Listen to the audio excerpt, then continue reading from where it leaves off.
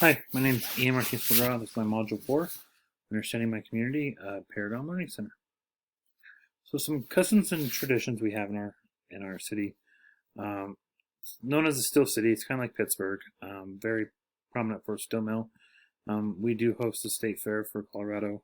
We have bands in the backyard, which is a lot of big time artists have come. High school football is big. We have the county game, bell game, and Pigskin Classic, which are 6 high schools in our county. 4 of them are in our school district. So, kind of rivalries we have. We have Colorado State University Pueblo, a Chilean Frijole Festival, pumpkin patches, which local. We have a lot of local farms here. Parade of Lights, which is around Thanksgiving time to get into the Christmas spirit. They do a courthouse lighting, and then proms and homecomings for our students. So, population demographics. Well, the characteristics, the demographics is around 89% of people have a high school degree or higher. 22% of those people, have a bachelor's. Population is about 112,000 based on 2021, and then 169,622 county population in 2021. So we do have a little bit more on the county outside of the city.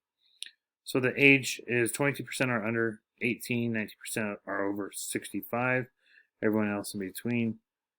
It's about 50-50 male, female here. Some occupations here are the hospitals, the education system, steel mill.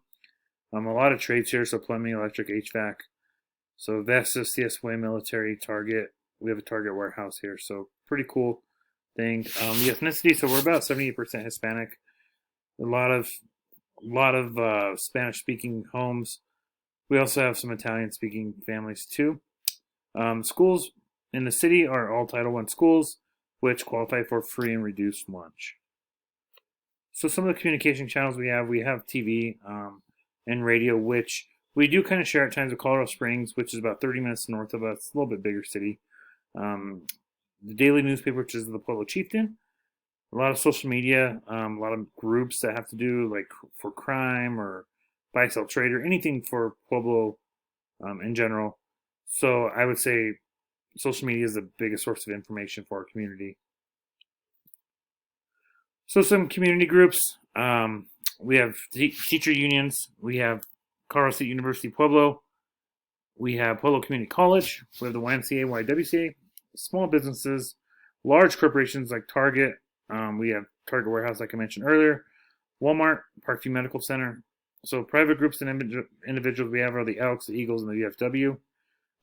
We have a lot of different religions and churches. It is Catholic dominant here, but one of the biggest churches, Fellowship of the Rock, is a kind of non-denominational Christian church. So the kind of leadership here, we are top down, at least in our school district. We have the school board, superintendent, and then the staff. We're easily accessible for the staff and contact many opportunities. So our district level admin are pretty easy and pretty receptive to ideas or anything that we might have.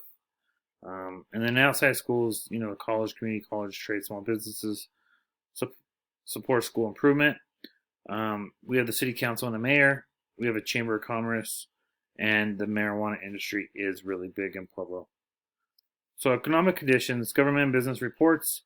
The county commissioners, mayor, city council, Pueblo Economic Development Corporation, Pueblo Urban Renewal, big in agriculture, a lot of family-owned farms, big business industry, steel mill, marijuana, train, Parkview Medical Center, school districts, and the college system. The industries, steel mill, Vestas, Pueblo Chemical Depot, public transportation. Pueblo did lose Amazon and Walmart distribution centers due to politics a few years back because we are located on east-west highway and a north-south interstate. So the means of transportation and a lot of different places do want to come here, but our politics aren't the best. So we don't ever know how to work together.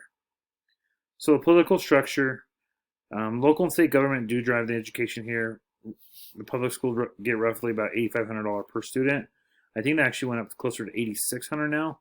A lot of grants.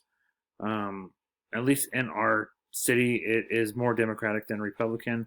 The government education as I stated before, mayor, city council, county commissioners. Property taxes are big. We always have that on our ballots, it seems like, and then the marijuana for schools. So social tensions, we do have a lot of crime rate. So a lot of gang involvement, Crips, Bloods, OTF, C2B, a lot of cliques.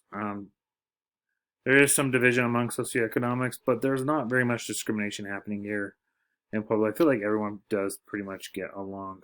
You do know what parts of town are, lower wealth compared to higher wealth, so on and so forth. But there's not a lot of discrimination here. Previous community efforts, bonds were passed for public safety and also for expansion of a sports complex, which is Running Sports Complex. We have a city park, we have a skate park there, community softball fields there, 4 pools within the city, a zoo, state fairgrounds, dog park, golf course, frisbee golf course, which is free. And then we also have little kiddie rides that are open kind of in the warmer months. The power structure, taxpayers are huge to Pueblo. City council and the mayor are big for the city, and county commissioner are big for the overall county. School board drives the school districts here, and the police force patrols and prevents criminal acts in our city. So multicultural issues, culture within the school, written material for reduced lunch, Hispanic heavy population in school, food options, various club options, so Spanish club, Italian club, etc., etc. There are school dress codes in a lot of the schools here. And then there are school resource officers in the building, which are actually licensed police officers. So public opinion, so the public view of the schools, I believe that a lot just see it from the outside looking in. So if there's something going on or something happens at school, it just looks bad. But people don't really know the full details of it. There is a lot of community involvement within the schools. We're very neighborhood based, so if you grew up on the east side, and you love the east side, west side. So there are a lot of places in town. People love the school district, and some people hate it. I mean, it's just like everything else. So traditions, pigskin, cannon, bell game, homecoming, dances, pep assemblies, and school extracurricular activities. So from weakness to strength, which of the sides did have the fewest bullets? Social tensions did, and I believe it was because, there just wasn't a lot that Pueblo has other than, we have gangs, but we also have a lot of people that get along. So I don't think that there's much to it. And then, so something to turn the weaknesses into strengths is just look at community projects that can bring the community closer, bring Pueblo together. And and a lot of that does start in the school system where we are, and where, we do make differences in these child's lives. Here are my references. Thank you guys for listening. Have a good rest of your day.